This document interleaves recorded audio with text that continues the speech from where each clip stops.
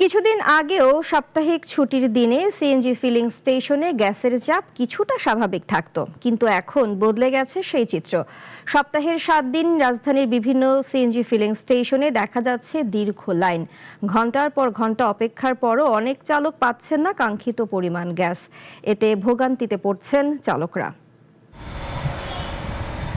রাজধানীর বিভিন্ন CNG filling স্টেশনে সাপ্তাহিক বন্ধের দিনেও গাড়ির দীর্ঘ সারি। ঘন্টার পর ঘন্টা অপেক্ষা করেও অনেকেই পাচ্ছে না পর্যাপ্ত গ্যাস।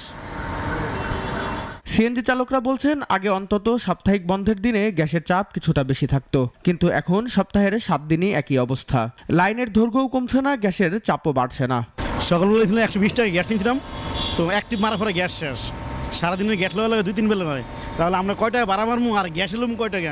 মালিকরা জমা দেবো কীভাবে? গ্যাস তো প্রেশার নাই, গ্যাস পাম্পে ঢুকাইলে 40 টাকার 50 টাকার গ্যাস ঢোকায়, অ্যাক্টিভ মারলে এই গ্যাস জায়গা। আমার গ্যাস লাগে 300 টাকার, মিনিমাম 3 বার গ্যাস নেওয়া লাগে, তাহলে সময় চলে যায়। এদিকে আমি ভাড়া পাই না, জমা টের পারি না, এইগুলো আমাদের সমস্যা।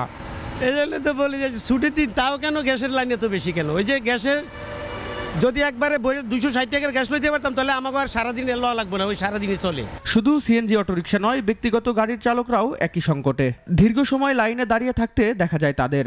অনেকেই বলছেন, আগে নির্দিষ্ট দিনে গ্যাস নেওয়ার পরিকল্পনা করা যেত, কিন্তু এখন সেটিও সম্ভব হচ্ছে না। শুক্রবারে আমাদেরকে প্রায় আধা ঘন্টা থেকে 1 ঘন্টার মতো লাইন ধরতে হচ্ছে। আমি বিভিন্ন জায়গায় দেখলাম আপনার বিভিন্ন গ্যাস স্টেশন অফ, সেই কারণে আমাদের একটু ভোগান্তিটা বেশি হয় আর কি। আধা ঘন্টা ধরে লাইনে দাঁড়ায় আছি, 50 টাকার গ্যাস খরচ করছি, 110 টাকার গ্যাস পাইছি।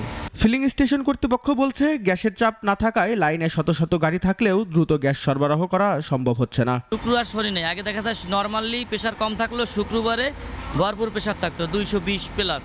সমস্যা থাকলে 7 দিন পর সমস্যা সমাধান হয়ে যেত, বা 10 দিন পর।